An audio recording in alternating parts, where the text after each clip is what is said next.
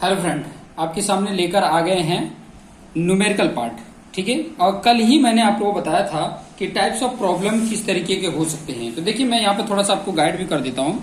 Types of problem में मैंने बोला था कि एक तो आपका आ जाएगा एनालिसिस। ठीक है, एनालिसिस करने के लिए आ जाएगा। दूसरा आ जाएगा डिजाइन। ठीक है, आपको कैसे पता चलेगा किसको डिजाइन करना है या किसको एनालिसिस करना है। ठीक है, तो देखो एनालिसिस में अगर मैं बात करूं तो एनालिसिस में साइज ऑलरेडी, सेक्शन का साइज ऑलरेडी दिया होगा, सेक्शन की साइज गिवन होगा और आपको फाइंड आउट करना होगा, फोर्स फाइंड आउट करना होगा या तो स्ट्रेस फाइंड आउट करना होगा या तो आपको मोमेंट फाइंड आउट करना होगा। ठीक है, force, stress, moment find out करना होगा एनालिसिस में पार्ट में। उसी के वॉइस वर्सा ये आपको डिजाइन में ये गिवन होंगे, ये आपको फाइंड आउट करना होगा, सेक्शन को फाइंड आउट करना होगा। तो ये डिजाइन और एनालिसिस में फर्क है। तो आपके सामने जैसा क्वेश्चन आएगा उससे आपको समझ में आ जाएगा कि कौन सा पार्ट दिया है तो मुझे करना क्या है, क्या फाइंड आउट करना है, उसके बेस पे आपको आइडिया मिल जाएगा। तो चलिए, आपके सामने क्वेश्चन है, उसमें भी देख लेते हैं। जैसे बोला है question, for limiting section 200 mm, limiting section दे दिया 200 mm इंटू 300 mm, मतलब सेक्शन दे दिया और इफेक्टिव है ये। ठीक है, ये विड्थ है और ये डेप्थ है, और ये कैसा डेप्थ है, इफेक्टिव डेप्थ है। इफेक्टिव डेप्थ मतलब स्मॉल डी की वैल्यू, ये वैल्यू दिया है 300। ये भी ध्यान देना, ओवरऑल डेप्थ और इफेक्टिव, इफेक्टिव लिखने का मतलब ये इफेक्टिव स्मॉल डी की वैल्यू है। Determine the following if it is reinforce with an effective cover of 50 mm। Effective cover जो प्रोवाइड किया गया वो 50 mm है। ठीक है, टेक M20 कंक्रीट का ग्रेड दे दिया है। M20 मतलब FCK तुम्हारा क्या है, 20 है, न्यूटन पर mm स्क्वायर, एंड FY 250 है, मतलब आपको FY 250 यूज करने हैं। क्लियर। फाइंड क्या करना है, देखिए, maximum compression stress in concrete and maximum tensile stress. Tensile stress किस में होगा, आपको ऑलरेडी पता है कि स्टील में होगा। लीवर आर्म फाइंड आउट करना है और टोटल टेंशन कितना है, फोर्स, और टोटल कंप्रेशन फोर्स कितना, वो चीजें फाइंड आउट करना है। मतलब आपको एनालिसिस इसमें करना है। तो ऐसे क्वेश्चन आपके सामने आएगा तो आपको आसानी से समझ में आ जाएगा। जब सेक्शन की साइज दिया है तो ऑलरेडी इसमें एनालिसिस करना है। ठीक है, तो कैसे इसको करेंगे, तो पहले सबसे पहले जो गिवन है वो चीजों को लिख लेते हैं, उसके बाद हम इसको सॉल्व करेंगे। ठीक है, वन बाय वन पार्ट, जैसे जो गिवन है वो चीजें हम पहले लिख लेते हैं। गिवन में क्या है, जैसे कंक्रीट का ग्रेड FCK कितना दिया है, 20 न्यूटन पर mm स्क्वायर। देखिए यहाँ पे M20 लिखा है तो 20 न्यूटन पर mm स्क्वायर FCK हो गया। FY तो ऑलरेडी FY के फॉर्म में ही लिखा है, 250 न्यूटन पर mm स्क्वायर। ठीक है, ये मिल गया। और इफेक्टिव सेक्शन भी दे दिया है। ठीक है, इफेक्टिव सेक्शन बोलने का मतलब ही हो जाता है कि उसमें जो डी की वैल्यू है, स्मॉल डी की वैल्यू है। क्या दिया हुआ है इफेक्टिव सेक्शन में, बी की वैल्यू दे दिया है 200 mm एंड डी की वैल्यू दे दिया है 300 mm। अगर मैं यहाँ पे फिगर बनाऊं तो ये कहना गलत नहीं होगा कि आप किस तरीके से बनाओगे, इस तरीके से, ध्यान से देखिए, इस तरीके का ये आपका सेक्शन होगा और यहाँ पर स्टील होगा। जो मुझे पता नहीं है कितने बार होगा तो इसलिए मैं एक लाइन में बता देता हूँ, इसके ऊपर लिख सकता हूँ AST, उसके सेंटर में मैं बताया कि इसके इस तरीके से प्रोवाइड होता है। तो यहाँ से और यहाँ तक का ये जो डिस्टेंस है इसी को बोला जाता है इफेक्टिव कवर, जो 50 mm दिया हुआ है, और यहाँ से यहाँ तक का यही स्मॉल डी की वैल्यू है जो 300 mm दिया है, और ये आपका 200 mm गिवन है। क्लियर। तो जो दिया है उसको मैंने डायग्राम में बता दिया। क्लियर। अब यहां पर देखना, गिवन सेक्शन में लिमिटिंग सेक्शन बोला है, ध्यान से समझेंगे तो आपको आइडिया मिलेगा। जो गिवन सेक्शन है उसमें लिमिटिंग सेक्शन बोला है, तो आपको मैं यहाँ पे लिमिटिंग सेक्शन का मतलब है वो समझा देता हूँ। लिमिटिंग लिख लेता हूँ पहले, तो आप फिर बाद में आपको बताता हूँ। लिमिटिंग सेक्शन बोला है तो लिमिटिंग सेक्शन का मतलब ये हुआ कि जो XU की वैल्यू है वही XU मैक्स की वैल्यू है। इसका मतलब इसी को बोला जाता है बैलेंस सेक्शन। लिमिटिंग सेक्शन मतलब बैलेंस सेक्शन। ठीक है, लिमिटिंग सेक्शन का मतलब बैलेंस सेक्शन। हर प्रकार के सेक्शन को मैं न्यूमेरिकली पार्ट की तरह समझाऊंगा कि ताकि आपको आइडिया मिल जाएगा। और यही IS 456 यहाँ पर इस तरीके करके ऐसे भी लिख सकते हो, IS 456 2000 ऐसे लिखना, और पेज नंबर ऐसे 70 लिख देना, क्योंकि पेज नंबर 70 पे आपको ये वैल्यू एक्सयू मैक्स कैसे फाइंड आउट करना है वो चीजें की वैल्यू दिया है। हमारा अगर जो स्टील है वो Fe बोला जाए Fe 250 है, मतलब Fy की वैल्यू 250 है, मतलब Fe 250 है, तो एक्सयू मैक्स की जो वैल्यू है वो ये पेज नंबर 70 पे अगर आप देखेंगे तो आपको एक्सयू की वैल्यू, यही एक्सयू मैक्स भी है और इसकी वैल्यू इस तरीके से बोला है। क्या बोला है? 0.53 इंटू डी। मैं आपको दिखा भी देता हूं कोड। आपको कोड जब ओपन करेंगे, पेज नंबर 70 आप ओपन करेंगे, मैं यहाँ पे ओपन करके भी आपको दिखा देता हूँ। देखिए पेज नंबर ये 70 है, ठीक है, पेज नंबर 70 ये खोला है, देख सकते हैं IS 456-2000 और नीचे आपको पेज नंबर भी दिखेगा, पेज नंबर 70। और ये जो टेबल दिया है देख रहे हो, ये टेबल Fy इधर XU अपन D लिखा हुआ है। अपन डी है मतलब ये XU अपन D की वैल्यू है, तो अपन D है तो उधर क्रॉस मल्टीप्लीकेशन करोगे तो वही आ जाएगा 0.53D, 0.48D, 0.46D। किसके लिए? देखो Fy की वैल्यू 250 है तो ये आएगा, 415 है तो ये वैल्यू आएगी और 500 हो तो ये आएगा। पेज नंबर कहाँ पे है? 70 पेज नंबर, ध्यान देना पेज नंबर 70 पे है। क्लियर? तो वहां से ये वैल्यू मैंने लिया, ठीक है, ये फॉर्मूला लिया। हालांकि आपको अगर याद है तो और अच्छी बात है, आपको कोड देखने की जरूरत नहीं है, फटाफट आप कर सकते हो। तो यहाँ पर वैल्यू पुट करेंगे 0.53 और डी की वैल्यू मैंने बताया यहाँ पर देखिए 300 दिया हुआ, इंटू 300 कर लेंगे। और मेरे पास यहाँ पे कैल्सी है, कैल्सी में मैं आपको ऑपरेट करके भी बता देता हूँ। 0.53 इंटू आपको वैल्यू आ गया होगा, कितना है? 159। तो 159 इज द आंसर। एक्सयू मैक्स बोलो चाहे, ठीक है, 159 डी है मैम होगा, सॉरी। तो ये आपको आइडिया मिल गया। क्या मिल गया? अभी एक्सयू मैक्स मिला, इसकी जरूरत क्या थी? इससे ये पता चलेगा कि इस सेक्शन में न्यूट्रल एक्सिस मेरा कहां पे है, मतलब इसके 149 mm तक नीचे आएंगे तो ये मेरा सेक्शन मिलेगा। मतलब यहां से यहां तक का डिस्टेंस मिल गया मेरा 159 mm, ये मिल गया। मतलब ये 300 यहां तक है, उसके 159 पे NA है हमारा, न्यूट्रल एक्सिस यहां पर है, ठीक है। बैलेंस सेक्शन है, लिमिटिंग सेक्शन है।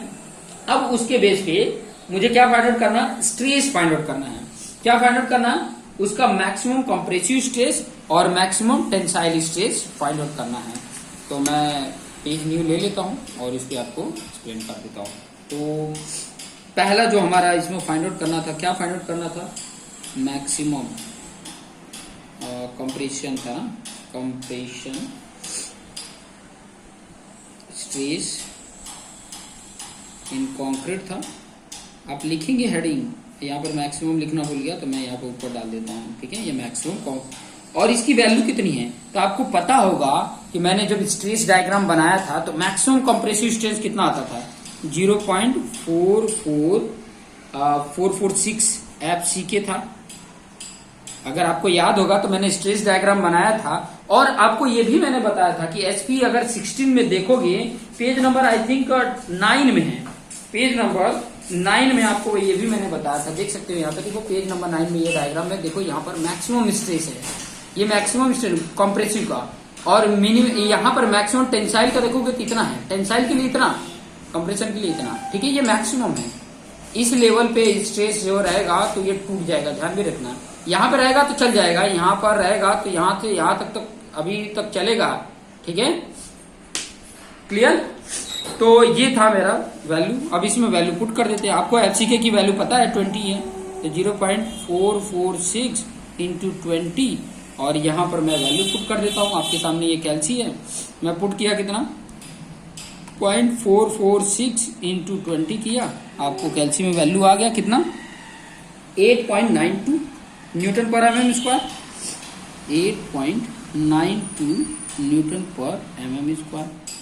वही चीज इसी में जो है वो क्या है, मैक्सिमम टेंसाइल स्ट्रेस, और अभी अभी मैंने दिखाया कितना वैल्यू था, ठीक है, कितनी वैल्यू है तो वो मैंने बताया 0.87 FI। सब कुछ कोड में है बट पता होना चाहिए कि क्या वैल्यू पुट करेंगे। देखिए 0.87 FY की वैल्यू कितनी है 250 है।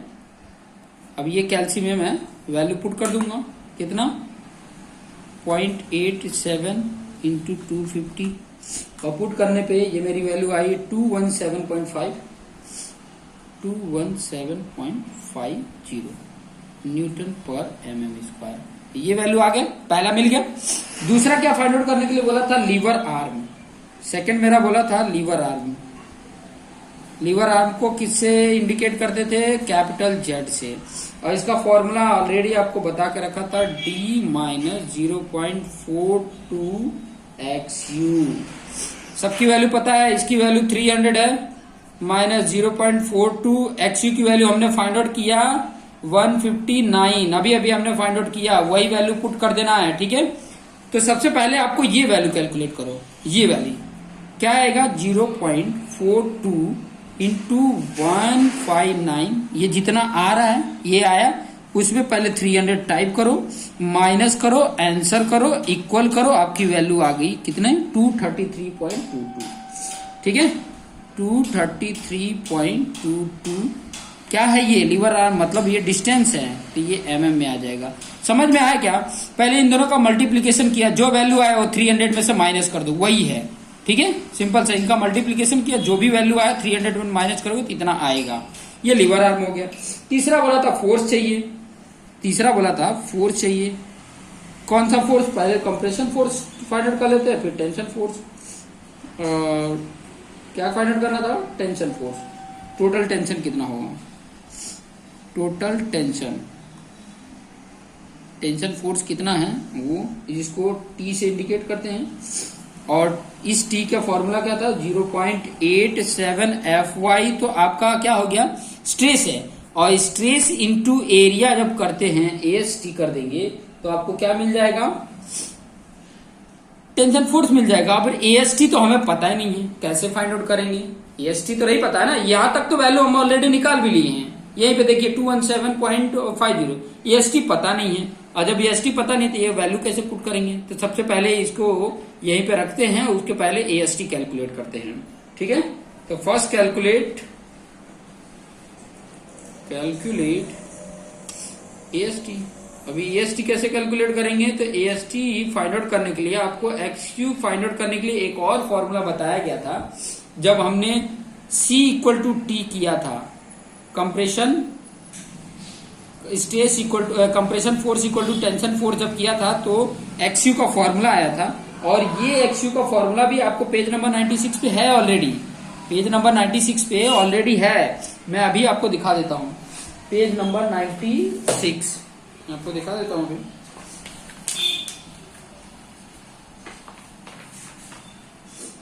ऑलरेडी ये फॉर्मूला है, आपको उतना टेंशन नहीं लेने की जरूरत है। Page number 96, IS 456, page number 96 दिखा देते हैं। देखिए, इसमें डिवाइड बाय डी भी करके दिया था, तो मैंने आपको बोला था कि ये डी इधर मल्टीप्लीकेशन कर दोगे तो XU इक्वल टू आ जाएगा। तो इसमें बाकी सब XU सब वैल्यू दिया है, AST की वैल्यू हमें निकाल लेंगे, बाकी सब इसमें दिया होता है। यही फॉर्मूला हमें लिख लेना है। देखिए सेम टू सेम, यहाँ से D कैंसिल हो गया। XU का फॉर्मूला क्या है? देखिए 0.87 Fy AST divide by 0.36 FCK into B, ये फॉर्मूला है। इस फॉर्मूला में सारी वैल्यू पुट कर देते हैं। देखिए XU की वैल्यू 159 दिया है, जो हमने कैलकुलेट किया था। ये 0.87 Fy की वैल्यू 250, AST हमें नहीं पता है, डिवाइडेड बाय 0.36, FCK की वैल्यू 20, B की वैल्यू 200 दिया हुआ है। सब वैल्यू, ये वैल्यू मल्टीप्लीकेशन करो, इसके साथ मल्टीप्लीकेशन करो, और ये वैल्यू तो ऑलरेडी आया भी है, यही किया था ना, इधर वैल्यू आया था 217.5, वो डिवाइड कर दो। ठीक है, कर लेते हैं। करने पे मेरे कैलकुलेशन करने पे AST की वैल्यू आ जा रही है 1052.6 mm²। ये एरिया आ गया, स्टील का कितना एरिया होगा सेक्शन में, वो एरिया मिल गया। ठीक है, ये एरिया मतलब कहना क्या चाहता है वो भी थोड़ा समझ लो। जैसे मैं ये मान लो कि यहाँ पर बार प्रोवाइड किया, मान लो ये 3 ही नंबर है, मुझे नहीं पता कितने नंबर है। ठीक है, तो ये जो एरिया कवर कर रहा है ना, ये एरिया की बात कर रहा है। ठीक है, ये एरिया कवर कर रहा है, वो एरिया ही निकल के आया है, इतने mm², ये एरिया निकल के आया है। क्लियर हो गया होगा? ठीक है, चलिए AST मिल गया, तो अब मुझे T फाइंड आउट हो जाएगा। T equal to 0.87 Fy into AST put कर देते हैं 0.87 इंटू एफ वाई की वैल्यू 250, ए एस टी की वैल्यू 0.10526। अब ये कैलकुलेशन कर लेते हैं, कितना है 0.87 इंटू 250 इंटू 1052.6। ये जो वैल्यू कैलकुलेट कर रहे हैं तो आ रहा है 228,940.5 आ रहा है। ठीक है, कितनी वैल्यू आ रही है 228,940.5। तो ये न्यूटन में होगा, किलो न्यूटन में करना तो 3 पॉइंट इधर कर लो, 228.940 कर लो, ये 5 भी कर लो, किलो न्यूटन हो गया। ये टेंशन आ गया। ठीक है, ये टेंशन आ गया। कंप्रेशन फाइंड कर लेते हैं।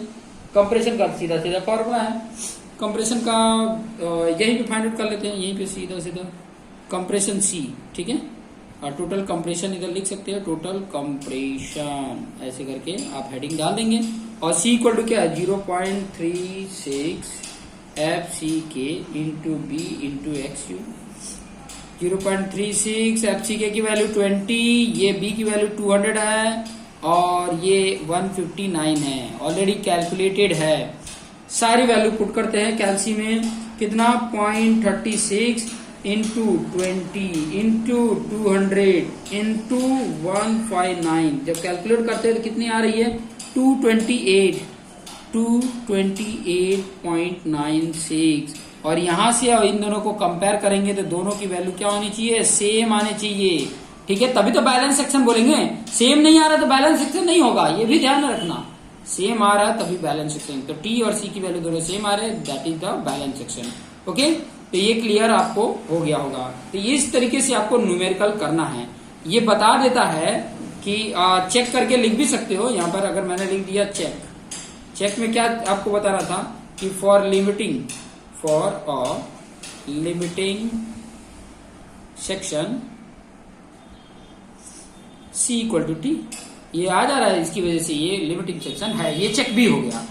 ठीक है, तो इस तरीके के क्वेश्चंस आपके सामने आएंगे, डिफरेंट क्वेश्चंस आएंगे जिसमें आपको इस तरीके से कैलकुलेट करके और बताने हैं। तो मैं कई सारे न्यूमेरिकल आपको करा के बता दूंगा ताकि आपको आइडिया मिल सके और समझ भी सके। ठीक है, और एक और चीज बताऊं कि आप नीचे ये बार में देखोगे ना, लाइक डिसलाइक कमेंट का ये सब का जो है ना, ये लाइन जो दिया लाइक डिसलाइक वाला, तो उसमें एक थैंक्स करके भी है। तो अगर आपको वीडियो अच्छा लग रहा है, कुछ अगर आप चैनल को सपोर्ट करना चाहते हो तो थैंक्स पे आप क्लिक करके, और वो उस पे जो कमेंट करोगे ना, जैसे वो कुछ पेमेंट आएगा, वो पेमेंट करके अगर कमेंट करते हो तो आपका कलरफुल कमेंट आएगा, जो आपका कमेंट होगा वो कलरफुल होगा। तो ये भी आप मतलब हेल्प कर सकते हैं। सो वीडियो अगर अच्छा लग रहा है तो ये चीजें भी कर सकते हैं। Thank you.